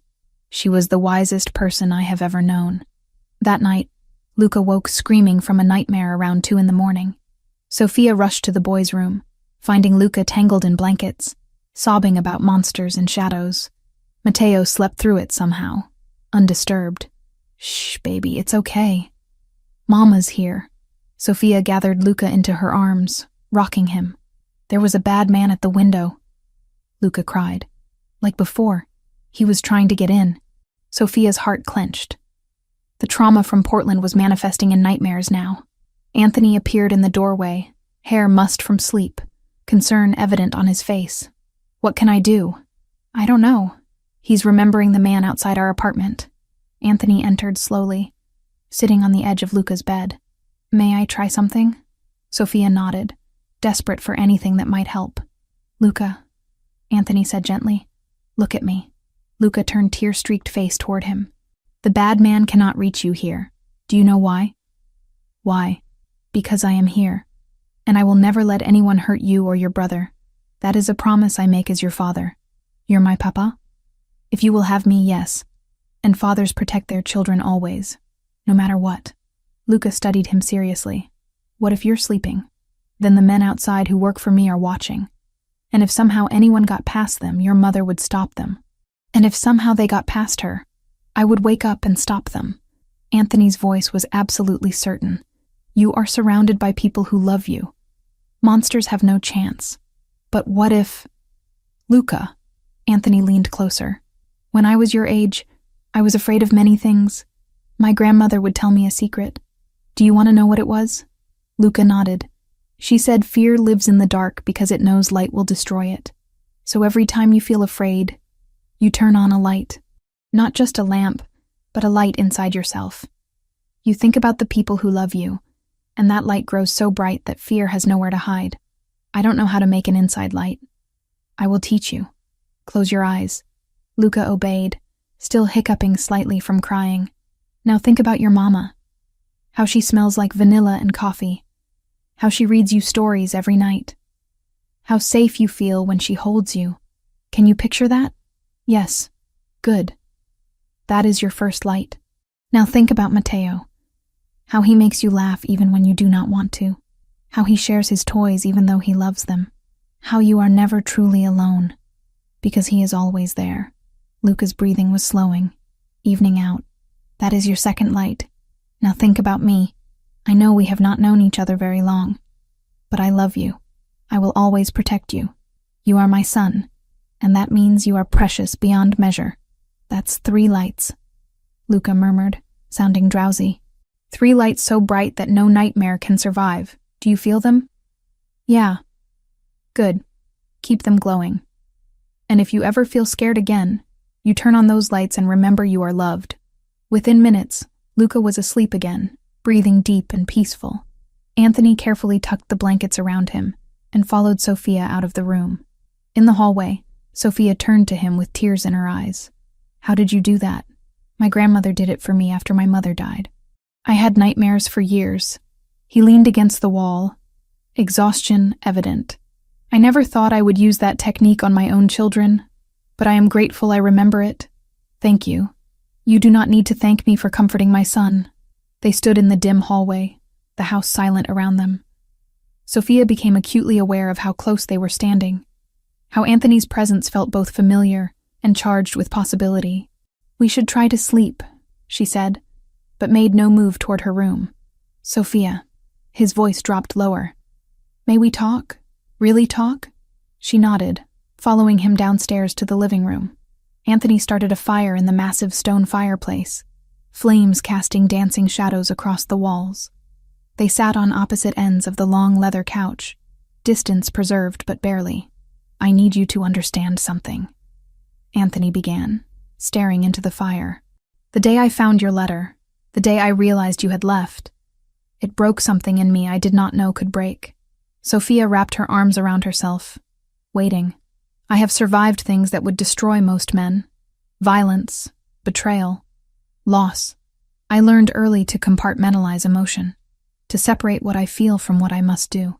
But that morning, reading your words, knowing you were carrying my children and I had driven you away, all those walls collapsed. His hands clenched into fists on his knees. I wanted to tear apart the city looking for you. I had resources, connections, the ability to find almost anyone. But then I reread your letter. You said you could not raise our children surrounded by death, and I realized you were absolutely right. Anthony, let me finish. Please. He finally looked at her, firelight reflecting in his dark eyes. I spent 3 years transforming everything, not to manipulate you into returning, but because I needed to become someone worthy of being a father, someone who could give our sons a life where they did not grow up witnessing executions in home offices. You changed your entire empire because of what I wrote? I changed because you forced me to see what I had become, a man who solved problems with violence, a man whose children would inherit blood-stained legacy. I did not want that for them. I did not want them to fear their father the way I feared mine. Sophia's chest tightened. You never talked about your father before, because he is not worth discussing. He was a brutal man who believed power came through fear. He would beat my mother, terrorize everyone around him, rule through intimidation. When she died, I vowed never to become him. But somewhere along the way, I did. You're nothing like that, Sophia said softly. I've watched you with Luca and Matteo. You're patient and gentle and everything a father should be, because you gave me the chance to be. Anthony shifted closer, the distance between them shrinking. When I finally found you 6 months ago, I wanted to rush in immediately, demand my rights, force my way back into your life. But I watched instead, saw how hard you worked, how well you raised them, how much they thrived under your care, and I realized that showing up before I was truly ready would be selfish. So you waited. I waited until I could offer you safety and stability and a version of myself that deserved another chance. His voice roughened with emotion. I waited because I love you, Sophia. I have loved you since you agreed to that arranged marriage and then refused to be treated like property. I loved you when you challenged me, when you made me laugh, when you showed me that strength and gentleness could coexist. Tears streamed down Sophia's face. I loved you too. That's why leaving hurt so much. Then why did you wait 3 years? Why not reach out once you were settled, once the boys were born? Because I was terrified. The confession burst out. Not of you specifically, but of your world. Of raising children who would think violence was normal. Of losing myself in a life where I was just the Mafia Boss's wife instead of my own person. You have never been just anything. You are brilliant and fierce and the strongest person I have ever known. I didn't feel strong. I felt trapped and scared, and so desperately in love with someone I thought I had to leave. They were inches apart now, drawn together by gravity and history and 3 years of separation. Sophia could see the flutter of Anthony's pulse in his throat, could feel the heat radiating from his body. I helped your family, Anthony said quietly. Your father's business, Ashley's education. I made sure they were cared for because I knew you worried about them. I could not give you peace directly, so I tried to give it indirectly. Fresh tears spilled over. You've been protecting everyone I love this whole time, because that is what you do when you love someone. You care for the people they care about. The space between them felt electric, charged with possibility and memory. Sophia leaned closer, drawn by instinct and need. Anthony's hand came up to cup her face, thumb brushing away tears with devastating tenderness. If I pull you close right now, he murmured, there's no going back. Maybe it's already changed. They moved together, closing the final distance. But at the last second, Sophia pulled back, fear overriding desire. I can't. Not yet. I'm still trying to figure out if I can trust you again. Anthony's expression held understanding and disappointment in equal measure. Then I will wait, however long it takes. He stood, putting physical distance between them, before the temptation became too much. Try to get some rest. Tomorrow we can take the boys hiking if the weather holds.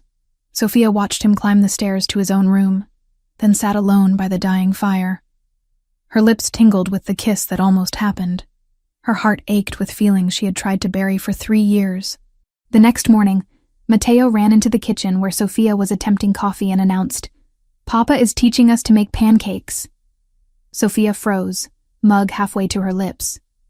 What did you just call him? Papa. That's his name, right? He's our papa and you're our mama. Luca appeared behind his brother, more hesitant. Is that okay? Can we call him that? Sophia's throat closed with emotion. She looked past the boys to where Anthony stood in the kitchen doorway, his expression vulnerable in a way she had never seen. Yes, babies. That's okay. He is your papa. The smile that broke across Anthony's face was worth every complicated feeling churning in Sophia's chest. And when both boys ran to him, wrapping small arms around his legs, he knelt down and held them like they were the most precious things in existence. Which, Sophia realized, they were. Later that afternoon, while the boys napped, Sophia found Anthony on the back deck overlooking the valley. She stood beside him, shoulders nearly touching. "They called you Papa," she said unnecessarily. "I heard. I may have cried about it for 10 minutes in my room afterward." Sophia smiled despite herself. The great Anthony Colombo, brought to tears by 3-year-olds. The only 3-year-olds who matter. He turned to face her. "Thank you for allowing that. For not correcting them. They deserve to know their father. I was wrong to keep you from them for so long. You were protecting them. I understand that now." They stood in comfortable silence, watching clouds drift across the mountain peaks. And Sophia wondered if maybe, just maybe, they could find a way forward that honored both the past and the possibilities ahead. The attack came at 3:17 in the morning. Sophia woke to the sound of something she had never heard before, but recognized instinctively. Gunfire. Distant, but unmistakable. Multiple weapons firing in controlled bursts. She bolted upright in bed, heart hammering. Before she could process what to do, her bedroom door flew open. Anthony stood there, fully dressed despite the hour, his face set in lines of cold fury. "Get the boys. Now. Do not turn on lights. Do not ask questions. Move." Sophia scrambled out of bed, running on pure adrenaline. She rushed to the twins' room where both boys were stirring, confused by the distant noise. Anthony was right behind her. "Mama?" Luca's voice was frightened. "It's okay, baby. We're going to play a game. We have to be very quiet and very fast." Matteo started to cry. Anthony scooped him up in one arm, then lifted Luca with the other. "Listen to me. Both of you. I need you to be brave right now. Can you do that for me?" Both boys nodded against his shoulders, eyes wide. "Good. Hold on tight and do not make a sound." Anthony moved with terrifying speed through the dark house, Sophia stumbling after him. More gunfire erupted outside, closer now. She heard shouting in a language she did not recognize. Russian, maybe. Anthony led them to what she had thought was a linen closet in the downstairs hallway. He pressed his palm against a panel she had never noticed. The back wall slid open, revealing a reinforced steel door with a keypad. Inside, quickly. The panic room was larger than expected. Concrete walls, dim emergency lighting, a comfortable seating area with a couch and chairs, shelves stocked with water and non-perishable food, a bank of monitors showing security camera feeds from around the property. "You stay here until I come get you." Anthony set the boys on the couch. His voice was absolutely calm, but Sophia could see the tension in every line of his body. "The door is 6 inches of reinforced steel. Nothing gets through it." "Where are you going?" Sophia grabbed his arm. "To end this." "No. You stay here with us. Let your security handle it." "My security is handling it. But this is my family, my responsibility." He gripped her shoulders, forcing her to meet his eyes. "I will not hide while men threaten my sons. Do you understand?" Sophia wanted to argue, to beg him to stay safe. But she saw the truth in his face. This was who he was, not the gentle father who made pancakes, but the warrior who protected what belonged to him. "Come back," she whispered. "Whatever happens out there, you come back to us. Always." He kissed her forehead quickly, then the top of each boy's head. "Be brave. I will return soon." The steel door closed with a heavy thunk. A series of locks engaged automatically. Sophia heard Anthony's footsteps retreating down the hallway. Then there was only silence and the terrified breathing of her children. Sophia pulled both boys into her lap on the couch, wrapping arms around them. "It's okay. Papa is going to make sure we're safe." "Why are there bad people?" Luca asked, voice trembling. "Because some people make wrong choices, but Papa is going to stop them." The monitors showed chaos outside. Men in dark tactical gear moving through the forest, muzzle flashes lighting up the darkness. Anthony's security team had taken defensive positions around the house perimeter. Sophia counted at least 6 attackers, maybe more beyond camera range. On one screen, she saw Anthony emerge from the house. He moved to a covered position behind a stone wall, speaking rapidly into a phone. Even through grainy security footage, she could see the transformation. This was not the man who read bedtime stories. This was a commander, cold and precise, directing his forces with surgical efficiency. The boys mercifully did not understand what they were seeing on the monitors. Matteo had his face buried in Sophia's shoulder. Luca watched with wide eyes, but said nothing. The firefight lasted 17 minutes that felt like 17 hours. Sophia watched Anthony coordinate his team, calling out positions and orders. Watched attackers fall back, regroup, press forward again. Watched her children's father operate in a world she had tried to protect them from. Then one attacker broke through the perimeter, heading straight for the house. Anthony moved to intercept, weapon raised. The attacker fired first. Anthony went down. Sophia's scream was silent, trapped in her throat so she would not terrify the boys. She watched the monitor with horror as Anthony lay motionless for 3 eternal seconds. Then he moved, rolled, returned fire with brutal accuracy. The attacker dropped. Anthony stood slowly, left hand pressed to his right shoulder. Even through the camera, Sophia could see dark wetness spreading across his shirt. Blood. "Mama? Is Papa hurt?" Luca had seen it too. "I don't know, baby." "I hope not." The remaining attackers were retreating now, overpowered by Anthony's security team. One man was dragged back toward the house, hands zip-tied behind him. The others disappeared into the forest, pursued by armed guards. 10 minutes later, the monitors showed the situation stabilizing. 20 minutes after that, the steel door locks began disengaging. Anthony appeared in the doorway. His shirt was torn and blood-soaked on the right side. His face was pale but composed. He looked at Sophia and the boys with visible relief. "It is over. They are gone." Sophia set the boys down and crossed to him in 3 steps, hands hovering over the wound. "You're bleeding. Flesh wound. The bullet grazed my shoulder. I am fine." "You are not fine. Sit down." The boys ran to him despite the blood, wrapping small arms around his legs.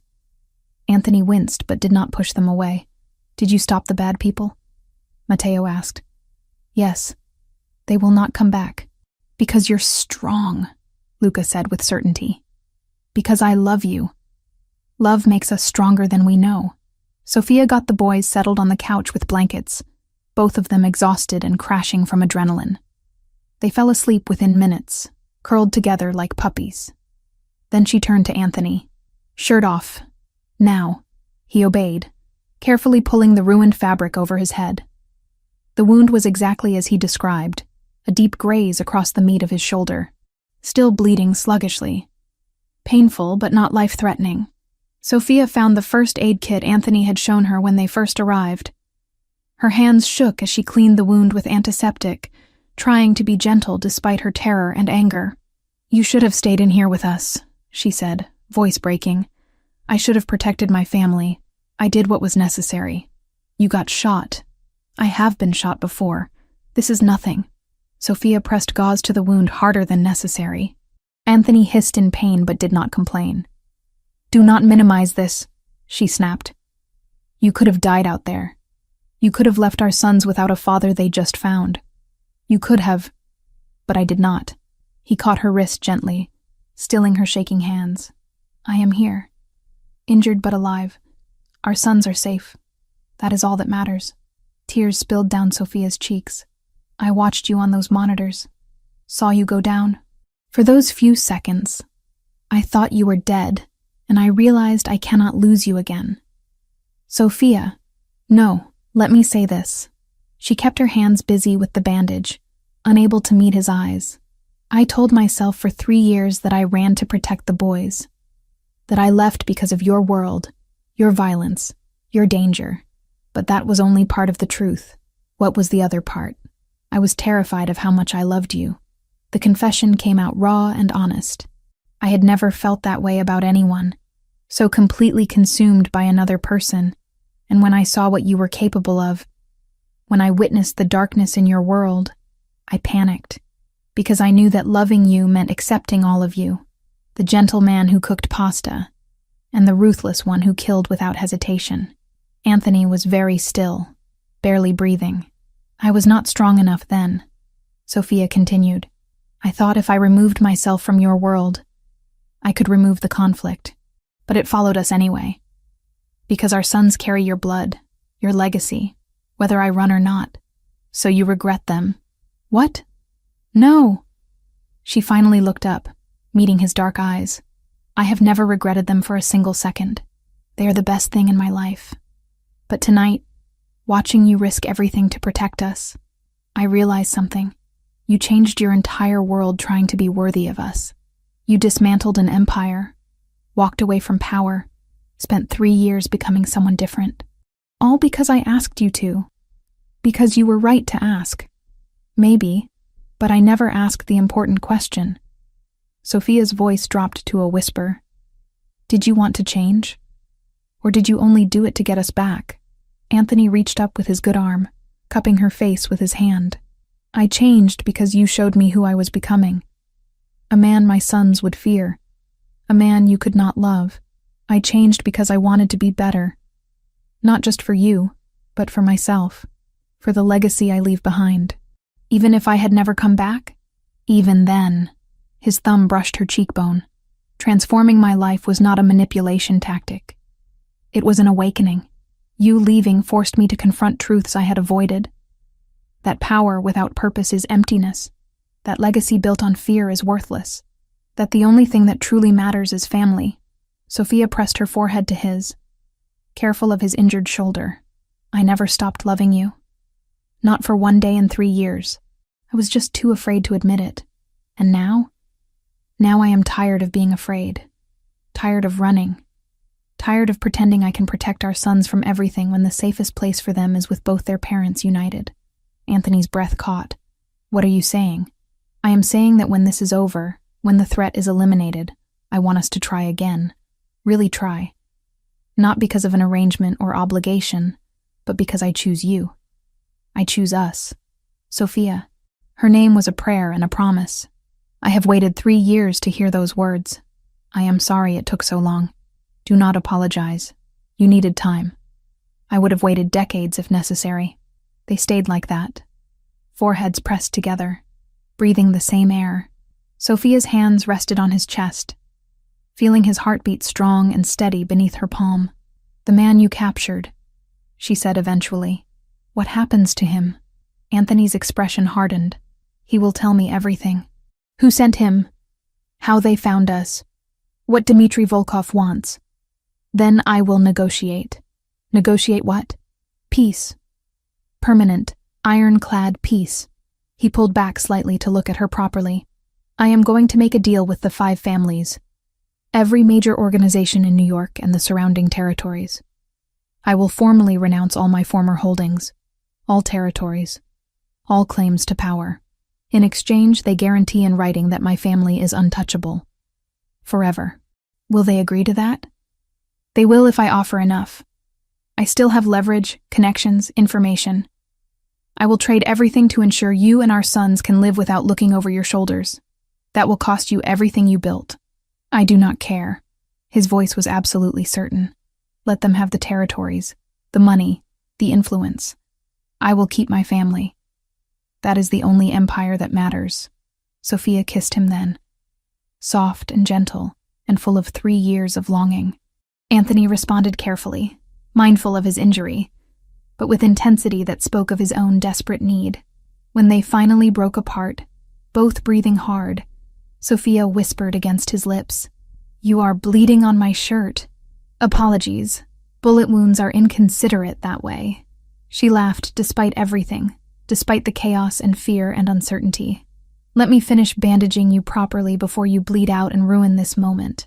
Heaven forbid I ruin our reconciliation with something as mundane as blood loss. Sophia secured the gauze with medical tape, then wrapped his shoulder with proper bandaging. Anthony watched her work with an expression of such tenderness it made her chest ache. I dreamed of you every night, he said quietly. For 3 years, wondered where you were, if you were safe, if the children looked like me. The not knowing was worse than any physical pain. I dreamed of you too, hated myself for it. Tried to convince myself you were a monster I should forget, but my heart knew better. What did your heart know? That you were mine, that we belonged together, that running solved nothing. She tied off the bandage. There, that should hold until we can get you proper medical attention. Medical attention can wait. My sons are sleeping 10 feet away and the woman I love just told me she wants to try again. Medical attention is very low priority. Sophia smiled despite her tears. You are impossible. I am in love. There is a difference. Dawn was breaking outside the windows of the mountain house. Soft gray light filtering through the forest. The boys slept peacefully on the couch, unaware their world had just shifted on its axis again. Anthony pulled Sophia close with his good arm, mindful of his injury. She rested her head on his uninjured shoulder, breathing in the scent of him beneath the copper smell of blood. What happens now? She asked. Now I make calls. Arrange meetings. Negotiate our freedom. His voice was steady, determined. Within a week, this will be over. Volkov will understand that threatening my family was the worst mistake of his miserable life. The 5 families will agree to my terms, and we will finally be safe. You sound very confident. I am. He pressed a kiss to the top of her head. Because I have everything to fight for, and nothing left to lose. That makes me the most dangerous person in any negotiation. Sophia believed him. This was the man who had transformed an entire criminal empire because she asked. The man who had taken a bullet and kept fighting. The man who loved their son so fiercely he would trade kingdoms for their safety. I love you, she said. Simple. True. No qualifications.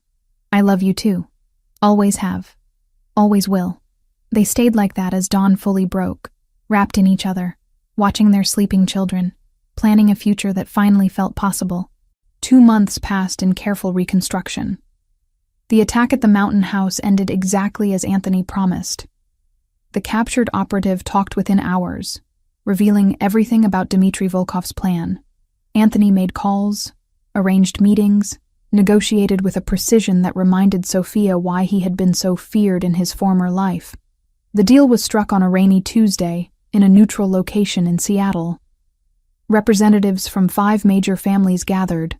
Anthony offered territorial concessions worth hundreds of millions, information on offshore accounts, connections to political figures, everything he had accumulated over decades. In exchange, one ironclad guarantee signed by every family head. Sophia Turner and the Colombo twins were untouchable. Forever. Dmitry Volkov tried to object, to argue he deserved compensation for Anthony's withdrawal from their world. Anthony's response was delivered in a voice Sophia heard through the phone he had left on speaker. You sent men to terrorize my family. You photographed my sleeping children. You forced me to remember exactly who I can become when properly motivated. A pause. Take the territories I am offering and disappear. Or refuse, and discover what happens when I stop being civilized. Volkov took the deal.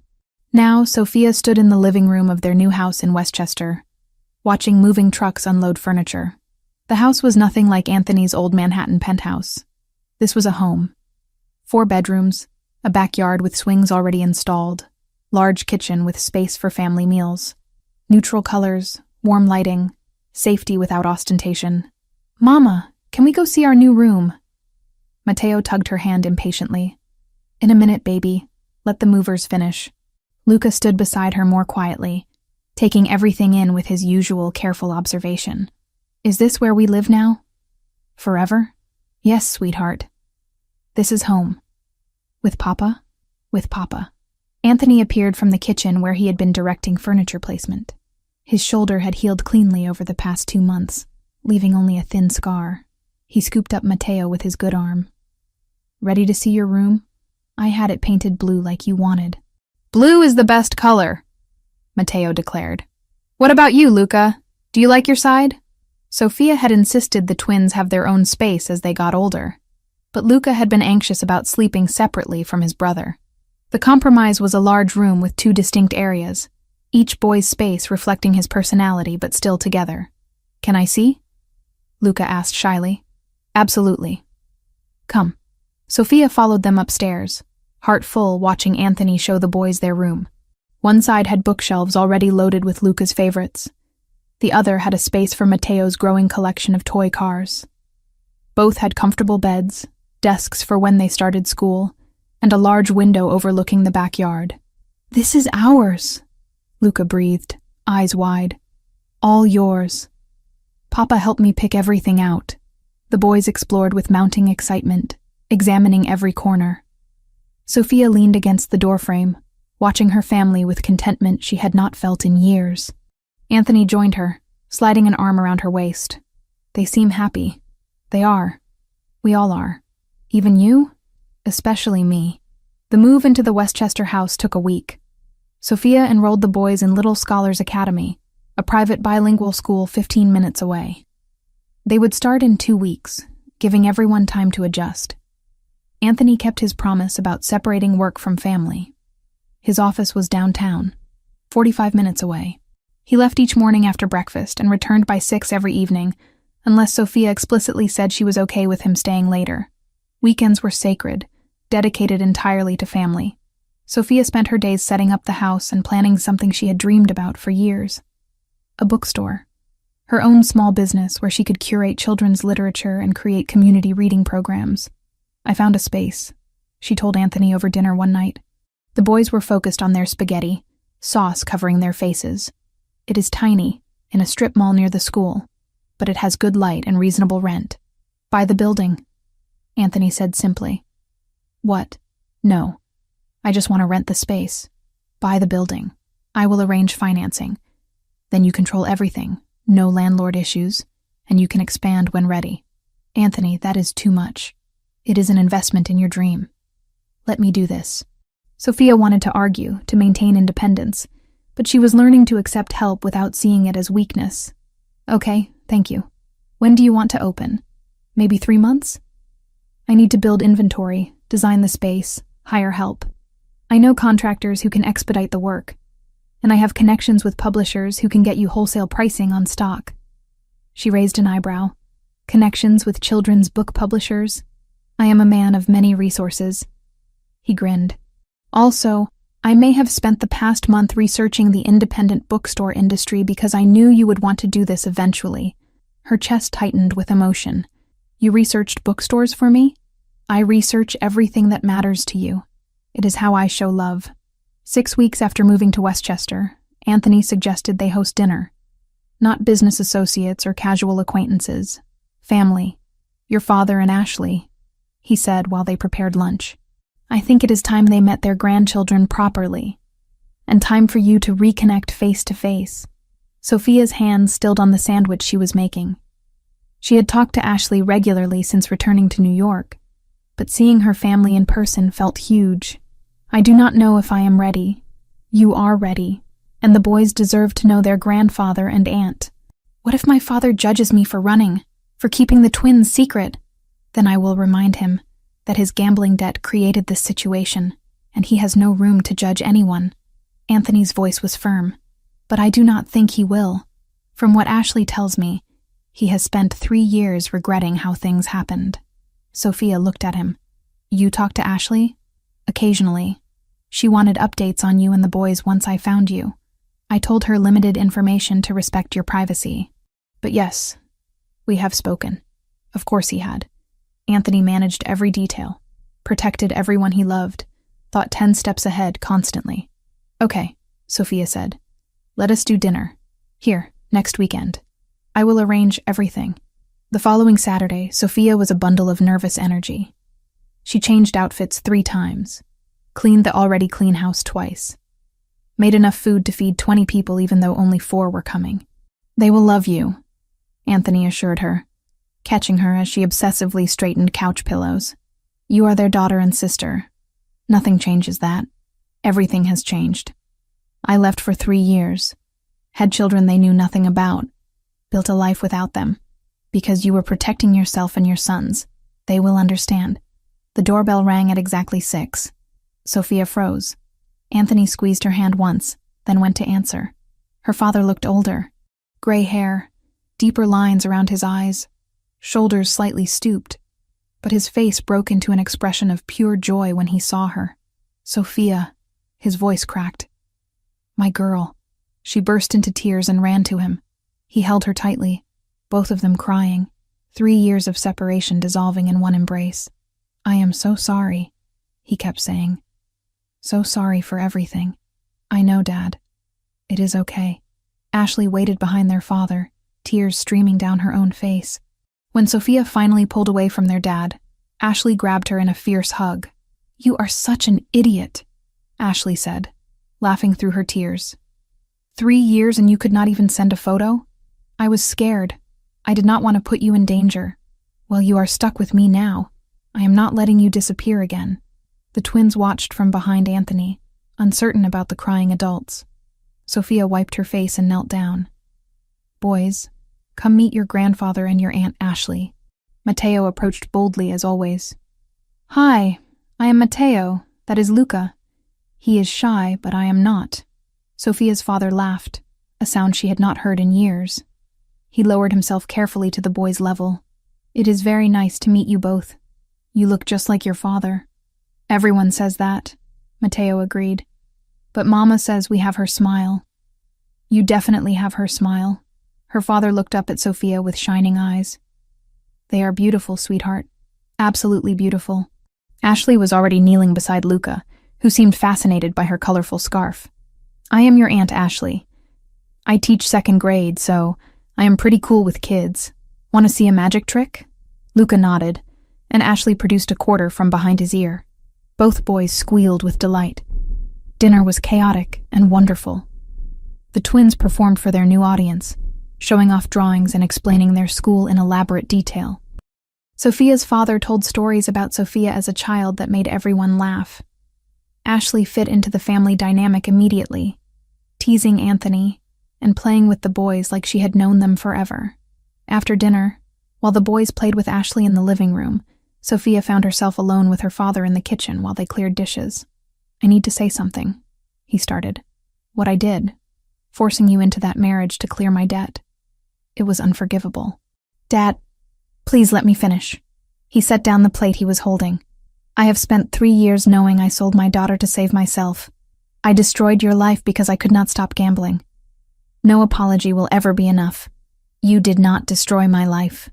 Sophia glanced toward the living room where Anthony was laughing at something Ashley said. That marriage saved me in ways I did not understand at the time. How can you say that after everything? Because I love him. I love our sons.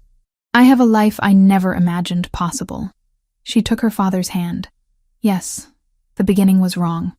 The circumstances were terrible. But Anthony has spent years proving he deserves a second chance. I think you deserve one too. Her father's eyes filled with tears.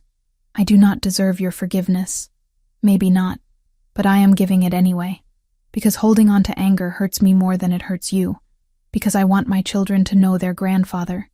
Because family is complicated and messy, and sometimes we have to choose grace over grudges. They hugged again, and Sophia felt another piece of her past settle into place. Anthony appeared in the doorway, watching with soft eyes. When Sophia's father left to rejoin the others, Anthony pulled her close. That was beautifully done. He needed to hear it. I needed to say it. Your capacity for forgiveness is one of the things I love most about you. Speaking of forgiveness. She turned in his arms to face him. I forgive you too. For everything. The violence I witnessed, the fear I felt, the world you came from. All of it. We start fresh from here. Sophia. I mean it. No more looking backward. We move forward as a family. That night, after everyone left and the boys were asleep, Anthony led Sophia to the backyard. Stars were visible despite the proximity to the city, a rare clear night. He held a small box in his hand. I did this wrong the first time, he said. An arranged marriage with paperwork and obligation. No romance, no choice. Anthony, what? He opened the box. Inside was a ring with a deep blue sapphire surrounded by small diamonds. Simple but elegant, clearly chosen with care. Sophia Turner, I am asking you to marry me again. Not because of debt or arrangement. Not because we have children who bind us. But because I love you with everything I am. Because you make me want to be a better man. Because a life without you is not a life worth living. He knelt on the grass, holding the ring up to her. Will you marry me? Choose me? Build a future with me that we both want? Sophia could barely see through her tears. Yes. 1,000 times yes. He slid the ring onto her finger, then stood and kissed her with all the passion and tenderness of 3 years apart. When they finally broke apart, both were crying and laughing simultaneously. I chose this sapphire because it reminded me of the sky the night I first told you I loved you. Anthony said. Deep and infinite and full of possibility. It is perfect. You are perfect. I am far from perfect, but I am yours. They married 6 weeks later in a small ceremony at the house. Immediate family only. Sophia's father walked her down the makeshift aisle in their backyard. Ashley stood as maid of honor. Luca and Matteo served as ring bearers, taking their duties very seriously. The ceremony was simple but meaningful. Sophia wore a cream dress, elegant but not ostentatious. Anthony wore a dark suit and could not stop smiling. When they exchanged vows, neither used traditional words. I choose you, Sophia said. Today and every day, in light and darkness, in peace and chaos. I choose us. I promise to protect you, Anthony replied. To honor you. To be worthy of the gift you have given me. I promise to be the man our sons can look up to and the husband you deserve. I promise to choose love over everything. When the officiant pronounced them married, both boys cheered loudly. Everyone laughed. Anthony kissed his wife like she was air and he was drowning. The reception was dinner and dancing in their backyard. Simple. Intimate. Perfect. 1 year later, Sophia stood in the living room of their Westchester home, hand resting on her very pregnant belly. The bookstore was thriving. The boys were excelling in school. Anthony came home every evening at 6. Life had found a rhythm that felt sustainable and joyful. Mama, when is our sister coming? Matteo asked for the 100th time. Soon, baby. Very soon. I am going to teach her to read, Luca announced seriously. That is what big brothers do. She is lucky to have you both. Anthony wrapped his arms around her from behind, hands joining hers on her belly. How are you feeling? Tired? Happy? Ready to meet her? Have you decided on a name? They had narrowed it down to 3 options, unable to commit to just one. I think Rosa, Sophia said. After your grandmother. The woman who taught you that strength and gentleness can coexist. Anthony went very still. When he spoke, his voice was thick with emotion. She would have loved you so much. I wish I could have met her. She would have said you have a good heart and strong hands. The highest compliment she gave. 2 weeks later, Rosa Elena Colombo was born at 7 pounds, 3 ounces. She had her mother's green eyes and her father's dark hair. Her brothers were immediately obsessed, arguing over who got to hold her first. Sophia watched her family gathered in the hospital room, Anthony holding their daughter with infinite care. The twins pressed close, staring at their sister with awe. Her father and Ashley cooing over the newest addition. This was everything she had run from 3 years ago. Family. Connection. A life built with the man she loved despite impossible circumstances. And she had almost lost it all because of fear. What are you thinking? Anthony asked, noticing her expression. That I am grateful I ran. Because it forced you to change. But I am more grateful that you found me. Because I cannot imagine life without this. You will never have to imagine it again. We are bound now. Forever. Forever. She agreed. Little Rosa made a small noise, and everyone laughed. The future stretched ahead. Uncertain, but filled with possibility. Sophia had learned that love was complicated, that families were messy, that sometimes the scariest choices led to the greatest rewards. She had run away pregnant with his twins. He had tracked her down and refused to let her keep running. And somehow, impossibly, they had built something beautiful from the wreckage. Not perfect, but real. And that was more than sufficient. If you enjoyed this story, take a moment to subscribe to the channel. That is how I will know you truly appreciated it. Even if you are watching on your television, grab a second to join this family of listeners who love emotional and powerful stories. Your support means everything, and it helps us bring you even more tales like this one.